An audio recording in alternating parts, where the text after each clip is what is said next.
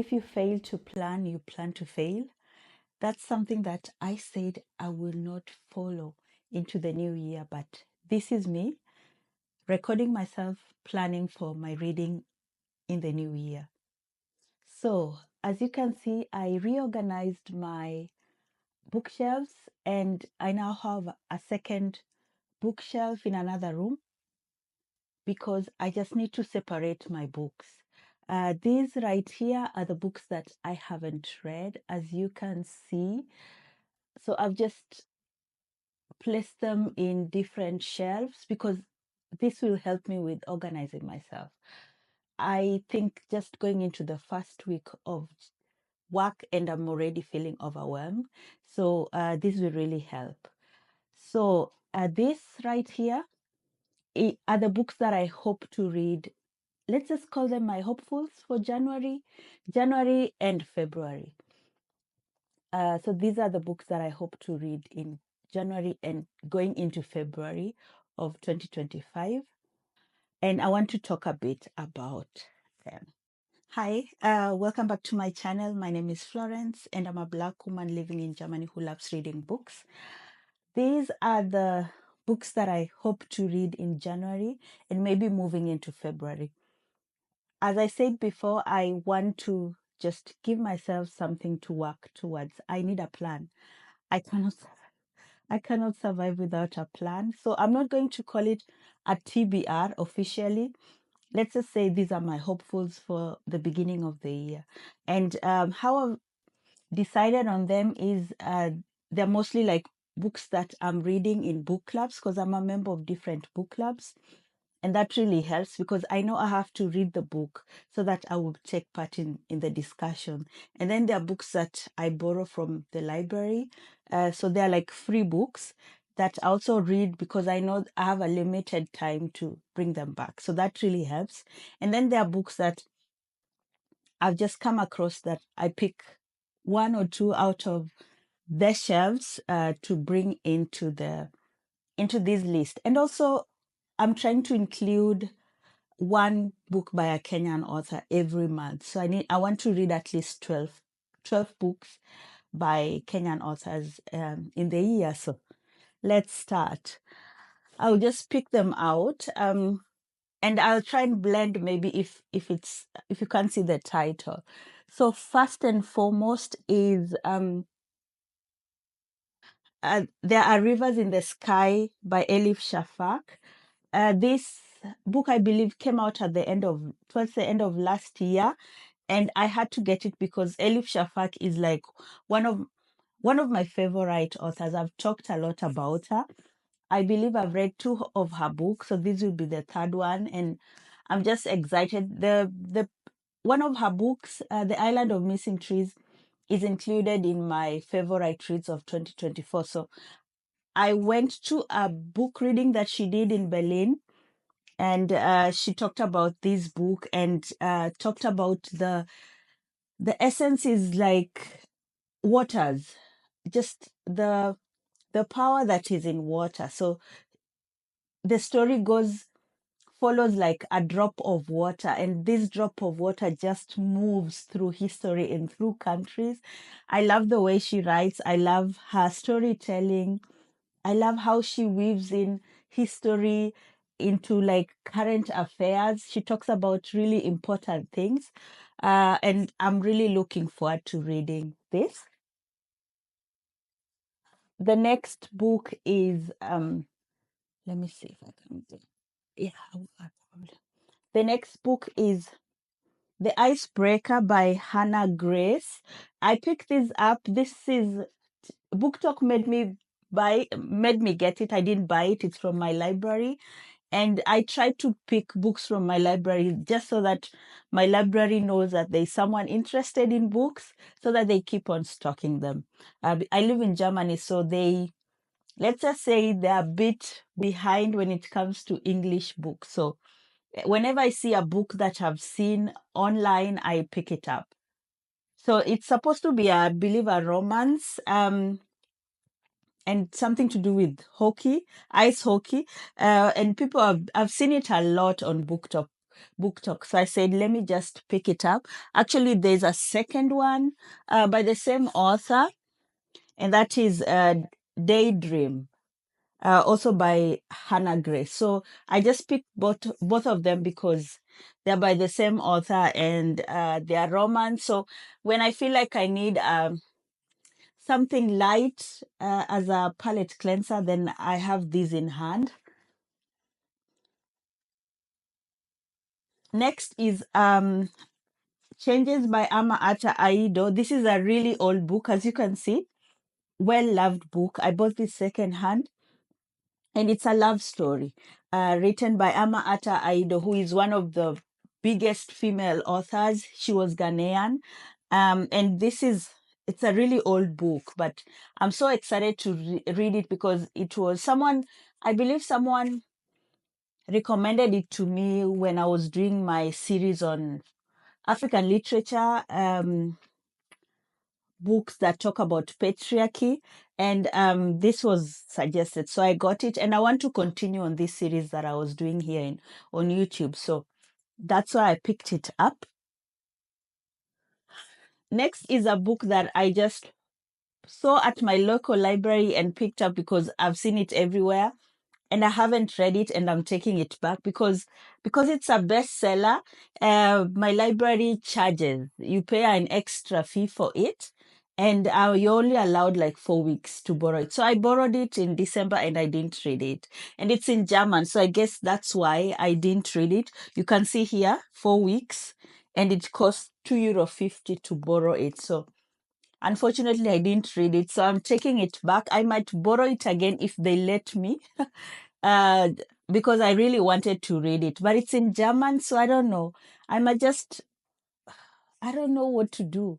What do you think I should do? Should I get the English version? Should I buy the English version, or should I just wait? Because I know waiting for it to come to my library in English, that might take even 2 years.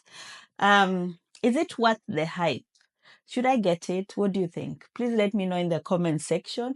If you've read, I haven't read any book by Sally Rooney, and I've seen a lot of people rave about her writing, and it's a beautiful book. So let me know your thoughts. Next is a book that I really, really want to read because I want to delve more into just when I say I want to read diversely, that should only just not mean diversely as in books by authors of color, but it should be diversely to mean books talking about disabilities and just different. Diverse should mean diverse. So I saw this at my local library and I picked it. It's called Behindert und Stolz. Teil habe ich Menschen recht. Warum meine Identität politisch ist und Ebolismus uns alle etwas angeht. And it's by Laura Gelha. Yeah, it's by it's by Luisa. It's by Luisa Laudace. And it translates to disability and pride. Teilhabe is being part of a society being part of the society is our human right, and why our identity is political, and why ableism is something that affects all of us. Yeah. So I want to read diversely. So this is why I got it. I'm going to read it. It's of course nonfiction. The next book that I already started and stopped reading, which I want to read again, is a memoir. It's also in German. Ich bin Mut, Flucht, Eritrea, Germany, Mode, Liebe by Bisrat Negassi.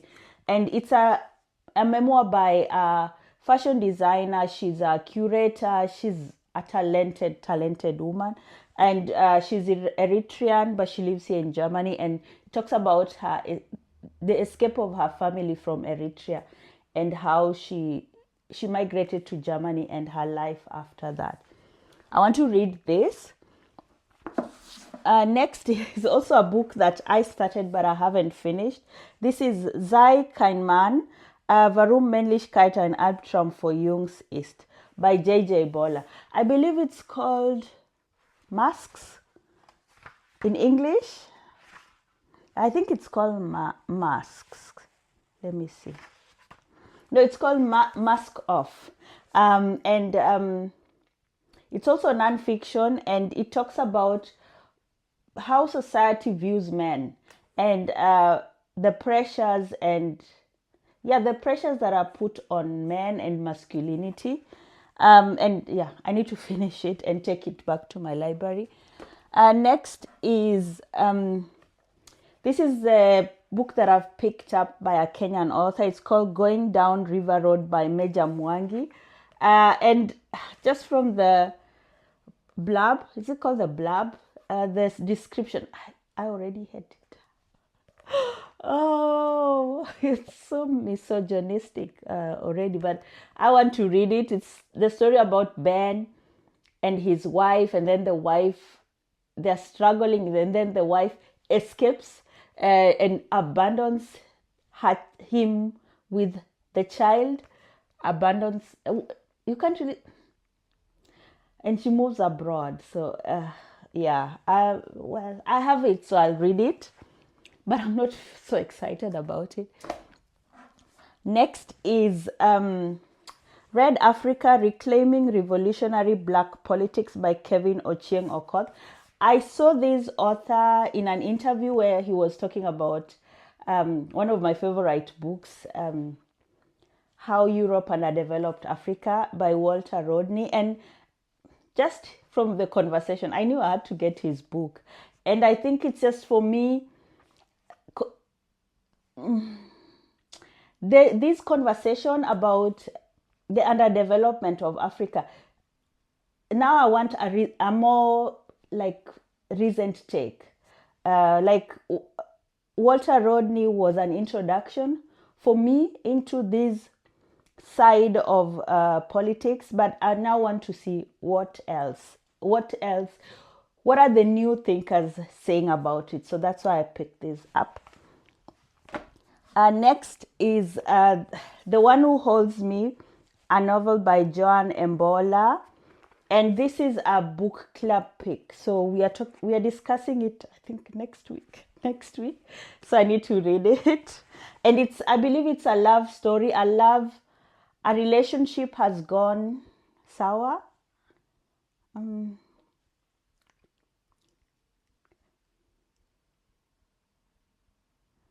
I think a relationship that that went sour, and then they rekindle the relationship. I think something like that. I'm not so sure. A rekindling of love. And then this, The Wardrobe Department by Elaine Gray. I was kindly sent this book by Canongate, by, I believe,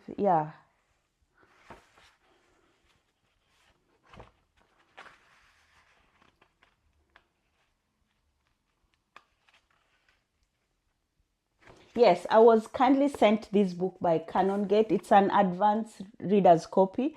And I love it because I love fashion. So I love the cover. I love this. I love the story. I need to read it. I need to just read it because it's coming out in February. So February of this year. So I think it makes sense for me to read it before then and share my thoughts.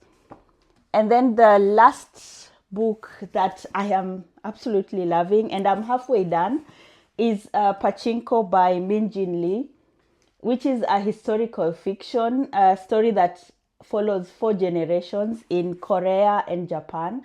And it's an amazing story, very intriguing, riveting. I can't put it down. If I didn't work for a living, I would read this all the time. It's an amazing book. So let's say I'm going to be delusional. Let's just say these are the books that I'm hoping to read in January and February. Share your thoughts, share your TBRs. What are you going to read? Or are you just picking out books without a plan? Let me know, because I need a plan. So thank you so much for watching, and hope to see you in my next video. Don't forget to like, comment, subscribe, and follow me on my socials.